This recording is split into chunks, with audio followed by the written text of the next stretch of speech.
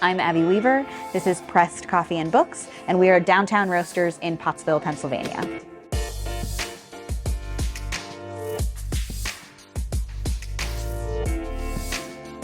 My husband and I had traveled a whole bunch and kind of said, like, if we come back and stay at home, we have to have a coffee shop. In 2018, we did buy this building. It happens to be a historical building. Pottsville has one claim to fame other than Yingling and Cole, and that is John O'Hara, who is a pretty famous author.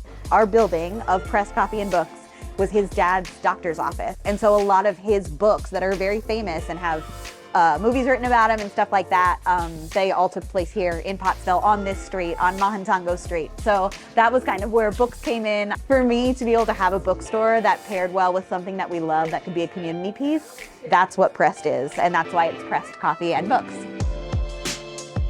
We know that what our small town looks for when they're looking for a product that they're going to love is very different than what some other community is looking for, particularly where specialty coffee usually is, which is bigger cities and stuff like that. And so we're able to bring kind of the vibe that we wanted with the foundations of sustainability that we wanted, and also make it about whole town, right? About what our history is here, because we are proud of Pottsville and we are proud of where we're going and what we're doing. And what we see over and over is that people pay attention to that, and that we couldn't be providing that in any other way except really small batches of things that we can keep up with as a company. You know what I mean? Like, this made it accessible to us and also to our community.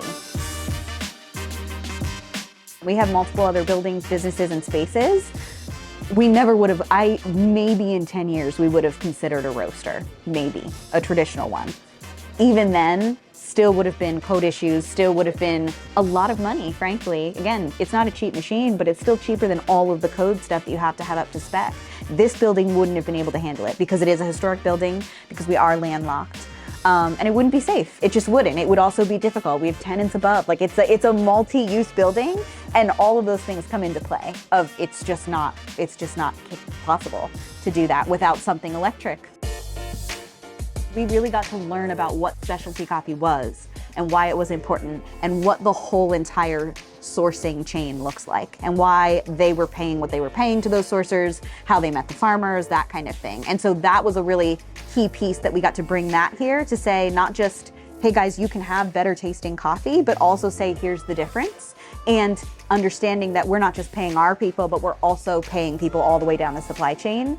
Talking about that with people is an education piece.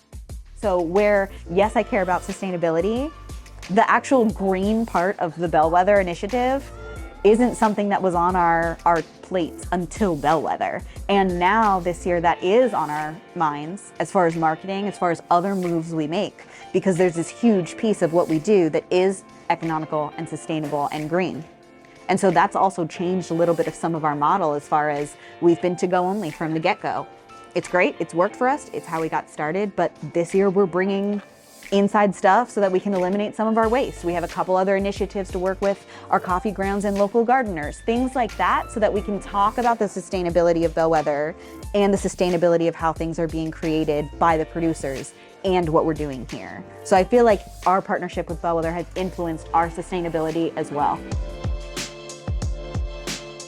Our take is, because we have it here with our baristas too, that we're constantly being like, hey, anyone who wants to learn, this is very simple. Some people are still really nervous about it because it's a big piece of equipment, it's an expensive piece of equipment. At the end of the day, we've had all five, we have a small staff, it's 5 people. Our head roaster does all of it for the most part, but everyone is trained that they can do a roast if they need to, and it's not hard. So again, we have a very capable staff, but at the same time, it is dummy proof. It's a couple of buttons, and it's really that simple. And so, like, we have our maintenance taken care of by one person who keeps track of it. The actual roasting is nothing.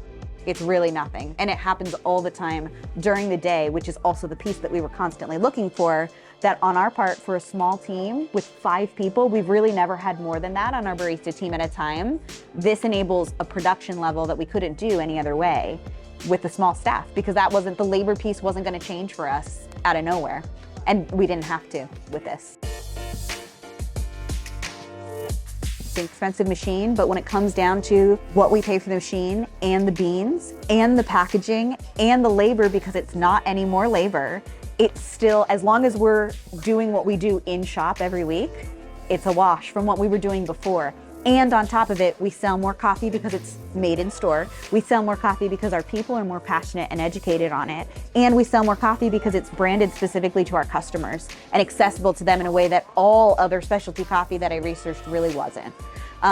So we've doubled our coffee sales in-house pretty organically just since doing this. And we've seen that uptick over time, but it's been very specifically since rebranding as well. Again, kind of marketing that we do this here, that you're getting locally roasted coffee, that it's still this quality that people really, really do want, and they notice a difference.